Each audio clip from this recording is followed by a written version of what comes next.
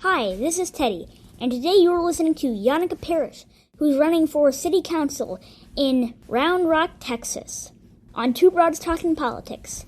Get your vaccine!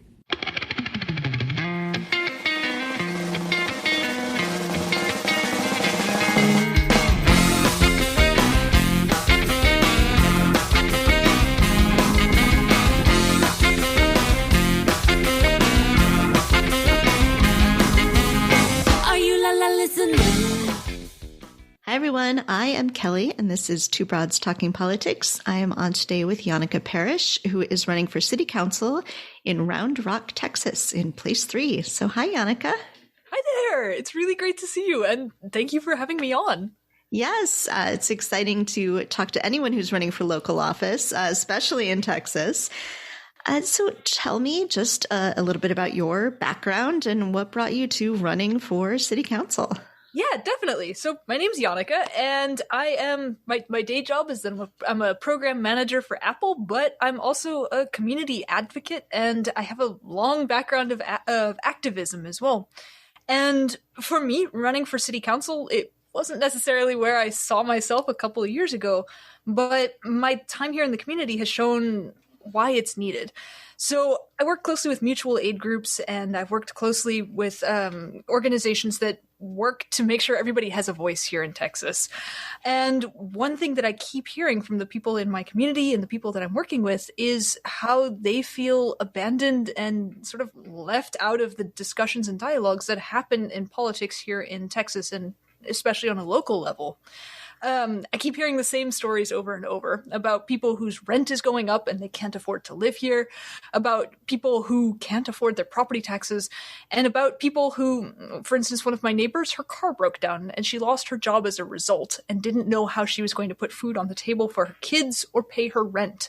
I hear these stories over and over, and when I go and I try and find a solution for them, what I find is that our city government isn't necessarily working to help the people of the city, especially those like my community who are in need.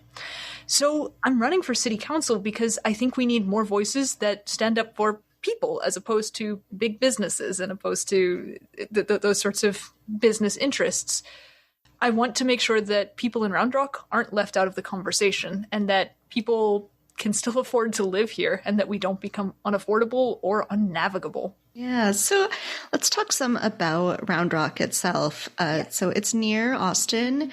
I believe Wikipedia describes it as a super suburb, whatever that might mean. Yeah. So what is it like? What are the people there like? What sorts of things do they do?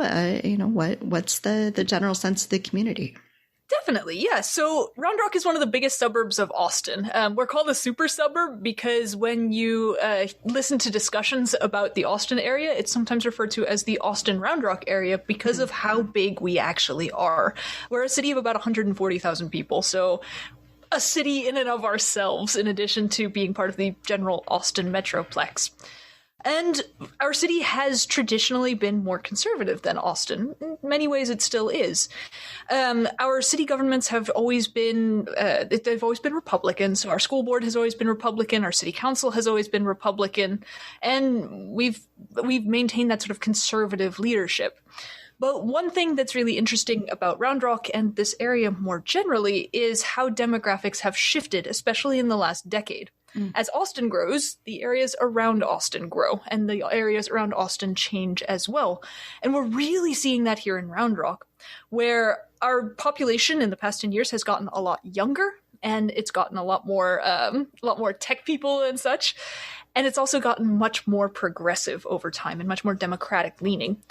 The 2020 elections, Round Rock actually flipped blue for the first time. And a couple years before that, we elected our first Democratic state representative, or not our first state Democratic representative, but we elected a Democratic state representative.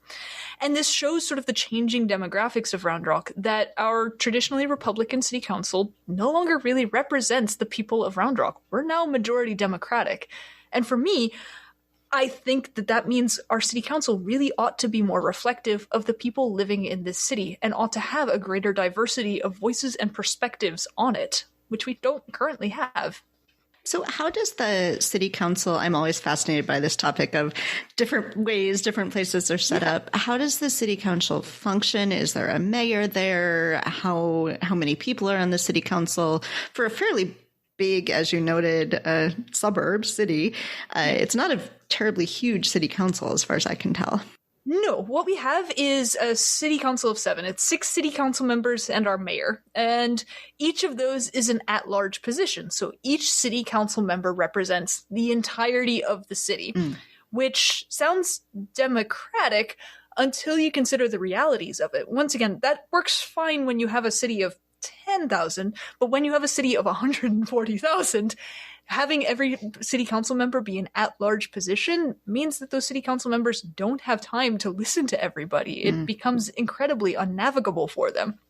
So the reality is that even though we have these 7 city council members, they're just not able to access all of their constituents, and their constituents aren't able to reach out to them as effectively as we could if we were organized a little differently, or if we had more representation. Mm-hmm. And how long are the terms there? And are they all up at once? Are they up at different times? No. So each of the terms is 3 years, and we rotate through. So right now it's place 3 and place 5 that are up for election. And I'm running for place 3, and I'm working closely with my co-runner, Tina, who's running for place 5. And hopefully the two of us win. I'm excited for it. Yeah. And so you were endorsed by Run for Something. Yes. We love Run for Something here at Two Broads Talking Politics. And I believe they said if you're elected, you'll be the youngest person ever elected to the Round Rock City Council. What would that mean in terms of representation for the people of Round Rock? I have to imagine that some of them are also young. Yes, definitely. That's one thing that our demographics have been shifting younger and younger. Once again, Austin is a big tech hub, but so is Round Rock. We have a large Dell campus here, and so we have a lot of tech companies moving into the area, and that are already in the area. So, for instance, we also have a large Tesla factory coming into the area. We have Amazon. We have a lot of tech companies coming in, and that always tends to attract younger workers. So, having somebody on the city council who is young and who is part of that increasing population that's coming into Round Rock, it adds more representation, and it adds a voice to the city council for issues that our older city council members maybe aren't as aware of. So, for instance, the cost of buying your first house, it's changed dramatically since the existing city council members bought their first houses. Understanding what that looks like from a millennial perspective, and understanding how difficult that's becoming in Round Rock, once again from a millennial perspective, helps ensure that our city council takes actions that keep our city affordable for people like me, young people who are coming here and who want to very much be a part of this city. Yeah, so you mentioned earlier, and you say this in your social media a lot, all the stories of people that you're talking to, yes, and what you're hearing from them. So tell me a little bit about not just their stories, but how you connect with voters. What does campaigning look like for you? How are you talking to people and hearing from people? And what are the kinds of things that they're saying? Yeah, so one thing I'm very proud of is our grassroots support. I've been reaching, so I mentioned already that I'm part of mutual aid groups and that I'm a community advocate, and I work with the community, I volunteer, I do all of those things. And so part of this is the stories I'm hearing just from those groups as well as the neighborhood that I'm in. But it's also that I'm making sure that I talk to voters, that I have these conversations and understand what life looks like in all of the different areas of Round Rock. Once again, a city of 140,000, listening to one set of voices, I'm never going to understand everything about this city. So part of my campaign is making sure that I reach out to people, and that's been through town halls. I reached out to the precinct chairs here in Round Rock to try and have a town hall with every precinct in Round Rock. That way I get to hear that large variety of issues that are going on here in Round Rock and get to understand this city from perspectives that I maybe haven't thought of. Similarly, I'm going out and I've been canvassing and handing out leaflets and talking to voters where they are. And that's also been a really great way to hear some of the issues and to understand what people care about in their areas. one of the stories that I really enjoyed hearing, well, not enjoyed, but that I really benefited from hearing was a story that I posted recently about street lamps. Street lamps aren't a sexy issue. Nobody really wants to talk about street lamps. But for the voter that I was talking to, it's incredibly important because that's a basic public safety issue. And it's something that our existing city council hasn't really talked to him about. And so he was really excited to sit down, chat with me, and to show me the problem face to face. And that's really been one of the things I'm very proud of as a candidate, is that I'm making that effort to reach out to people where they are and to hear people's voices, to empathize and to understand, and to make sure that any policies, anything I want to advocate for, that it includes people's voices and makes sure that people are part of the conversation. So back in 2018, we talked to a lot of people in Texas who very often said Texas isn't a red state, it's a non-voting state, and that the voter turnout in Texas was very low. There was a lot of hope and expectation in 2020 that it would be better, and it certainly was better, but there's still a lot of room for improvement. What does that engagement look like in Round Rock, and what does it look like as you're talking to people? Are they excited to vote? Do they know there's a city council vote going on? Yes. And that's something that I'm really focusing on as well, is like I said, we're a city of over 100,000, and we traditionally, our city council elections regularly come down to just a couple hundred votes. In our most recent non-2020 election, and 2020 was a very special year, but in our most recent non-2020 election, we had between 4,000 and 6,000 people coming out to vote, which, once again, in a city of 140,000 is frankly mind-boggling. We can do better. And part of that is that our election system is almost designed to be inaccessible. It's especially this year where it's really difficult to get a mail-in ballot or to be able to vote without going in person, which for some people, that's a non-starter because of COVID concerns and because of just the accessibility of voting. Part of what I've been doing is making sure people have been registered to vote. So in addition to going out with my little campaign leaflets, I'm also a volunteer deputy registrar. So I'm authorized to help people register to vote so that they can actually come out. But more than that, it's also, I want to make sure that I reach out to people and let them know both that there are elections and what city council actually does. One of the questions that I keep getting that's a little disheartening, but also really indicative of where we are is, one, oh, I didn't know there were elections. And two, oh, what does city council even do? And both of those questions show a bit of a failure on our part to reach out to people and make sure that they understand what local government is and how important it is for their day-to-day lives and how important their voices and their votes actually are. Once again, when elections come down to just a few dozen votes, that shows that we need to be engaging people more, and we need to make sure that people know to come out and vote and that their vote matters. We've talked to some other people who are running for elections in 2021 who've said that there's a lot of burnout, political burnout. People are like, 2020, just too much election. I'm over it. Yes. Are you hearing any of that, sensing any of that? Are people excited to vote in the city council? Yeah, so that's actually a really interesting question. I've definitely seen some degree of burnout where there's people who looked at 2020 and said, oh, "Okay, we're done. Then we're done. we got rid of Trump. Okay, we're good." There's also the people who are looking at this and saying, "All right, this is the prep year for 2022. Let's get Beto. Let's go for this." And that's all really fantastic. We need to make sure that we are thinking long term. But I think this burnout or this focus solely on the future misses the importance of local elections. It's at a local level that we're able to both build the base for these future runs. It's where we can get support for these future runs. And it's also, local politics matter a lot for people's lives. The policies we adopt on a city level make a huge difference. That's where we make the ordinances for public transit, for street lamps, for the things that really matter to people in their day-to-day lives. And so for me, when I see everything sort of jump either to presidential politics in 2020 or forward to gubernatorial politics in 2022, I think it's important to remember where the decisions for our day-to-day lives are actually made and the importance of these local elections. So Texas is always in the news a lot, but was in the news, of course, fairly recently with the very terrible blizzards and the resulting power outages. How did Round Rock weather that? What are the kinds of things that you would like to see the city council doing to make sure that citizens are well protected? Obviously you can't change the whole power grid, but if there are emergencies like that, crises like that, what things you can do to really be helping the citizens. Yeah, and that's a really great question, because Round Rock is a really great example both of how things went very right and how things went very wrong. So in terms of things going very right, well, not quite right, but people across Round Rock lost power. That was true across most of Texas, that people lost power. But what Round Rock did that worked very, very well was we kept our water on, which is unique among the cities around us. Most cities lost water, not us. And that's because we frankly have a fantastic set of city employees who really sprang into action and kept our water on and kept it safe. And that was absolutely amazing.